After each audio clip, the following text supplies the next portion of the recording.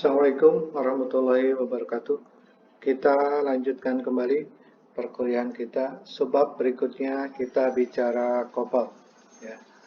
Sebelum kita berbicara kopel, kita perhatikan dulu dua buah gaya yang bekerja pada koordinat kartesian seperti ini dengan jarak 6 tambah 3 tambah 3 ini 12 meter.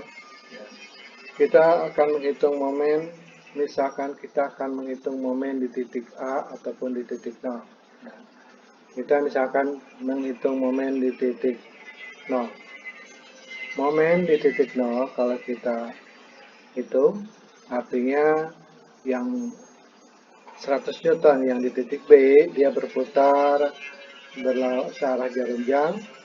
Yang 100 Newton di titik C juga sama berputar searah jarum jam. Ya.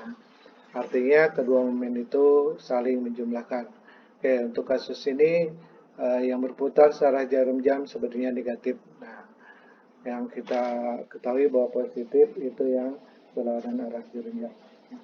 Kita tuliskan dulu saja besarannya. Artinya besarannya untuk yang titik B terhadap titik O itu 100 dikalikan 9. Ya.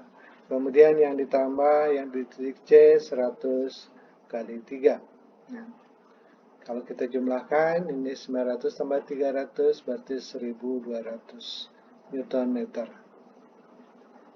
Nah, ini adalah momen di titik 0 atau titik O ini. Nah, sekarang bagaimana kalau kita hitung momen di titik A? Sama halnya dengan kasus yang tadi, pada saat kita hitung momen di titik A, titik P terhadap titik A jaraknya 6, artinya 100 kali 6, kemudian ini ditambah juga 100 kali 6 juga. 600 tambah 600, 1200 Newton meter. Oke, ternyata kita menghitung di titik 0 ataupun di titik A, ini besarannya sama. Nah, sekarang kita coba di titik B itu sendiri. Ya. Pada saat kita menghitung di titik B, gaya yang di titik B ini tidak bisa memutar titik B, artinya yang 100 Newton di titik B tidak kita perhitungkan momennya. Hanya yang di titik C. Titik C jaraknya terhadap B ini 12 meter, sehingga momennya 100 kali 12. Nah, ini juga hal yang sama, hasilnya 1200 Newton meter. Nah, dua buah gaya yang sama besarannya 100 Newton dan arahnya berlawanan, dimanapun kita menghitung momennya itu besarannya sama. Nah, sehingga berikutnya karena besarannya sama, kita menghitung selanjutnya itu hanya dengan istilahnya momen kopel. Ya. Kopelnya berpasangan karena pasangan gayanya yang sama berbeda arah. Nah, ini yang selanjutnya kita kenal dengan momen kopel. Besarannya, ya besarannya momen itu adalah gaya kali jarak, sama. Kita perhatikan berikut ini. Nah, jadi momen yang diproduksi oleh dua buah gaya yang sama dan berlawanan arah ini disebut dengan kopel. Ya. Dimanapun kita hitungnya seperti ini, dua buah gaya yang berlawanan arah F sama F, ya, kita hitung maupun di titik O ataupun di titik yang lainnya, dia akan sama besarannya. Itu besarannya adalah gaya kali jarak dari kedua gaya tersebut. Ya. Artinya dimanapun momen titik hitungannya besarannya sama. Ya. Nah, ini simbol-simbol daripada kopel boleh kita simbolkan seperti panah seperti ini yang berputar berlawanan arah jarum jam, ini yang searah jarum jam. Ya. Ini kopel, kita istilahkan kopel clockwise sama counter clockwise kopel. Ya. Nah, sekarang kita jika dalam satu benda ini bekerja beberapa kopel, bagaimana cara berhitungnya? Nah, artinya kita tinggal lihat dia berputar kemana. Kita perhatikan 300 Newton ini dengan 300 Newton ini, putarannya dia berlawanan arah jarum jam. ya, counterclockwise. Kemudian yang 200 Newton, dia putarannya searah jarum jam, ya, perhatikan. Yang 100 Newton dan 100 Newton ini kalau kita putarkan dia searah jarum jam. Artinya searah ada dua, yang tidak searah ini ada satu.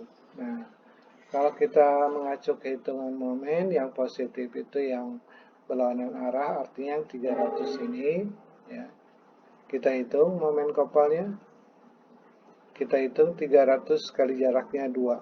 Ya. Perhatikan 300 kali jaraknya 2, ini yang positifnya, yang lainnya negatif karena searah jarum jam. Dikurangi 100 kali jaraknya 5, kemudian dikurangi 200 kali jaraknya 0,3. Oke. Kita hitung momen secara keseluruhannya, ya, 600, kemudian dikurangi 500, jadi 100, kemudian dikurangi 60. Ya. Oke, jadi hasilnya adalah 40 Newton meter.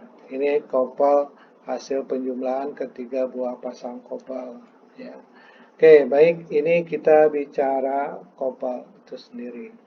Nah, sekarang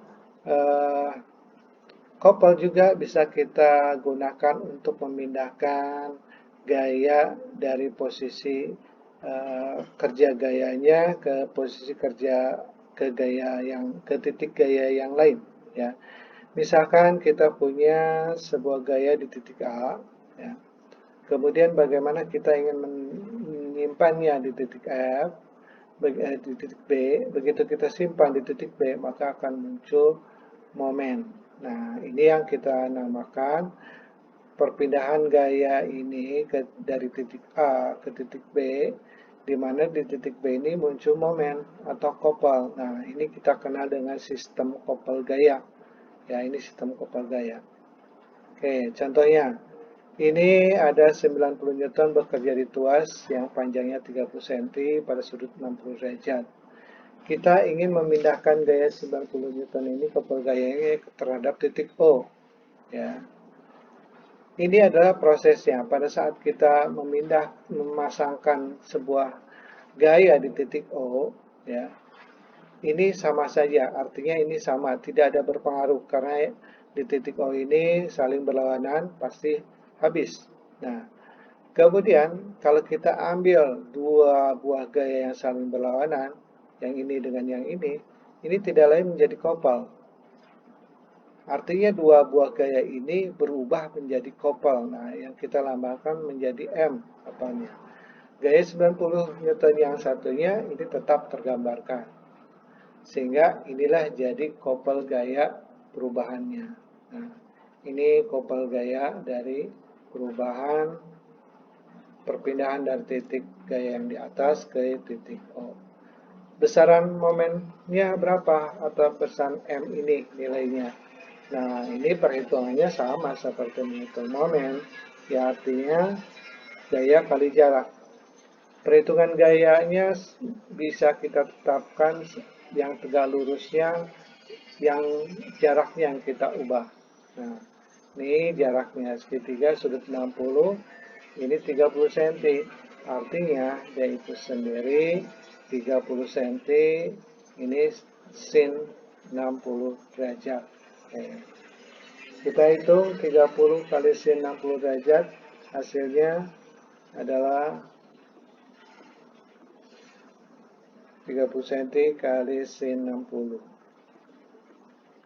Ini hasilnya 25,98. Oke, 25,98. Kalau kita bulatkan ini adalah 26, ya, cm. Sehingga nilai momennya ini adalah 90 kali 0,26. Oke, 90 kali 0,26 hasilnya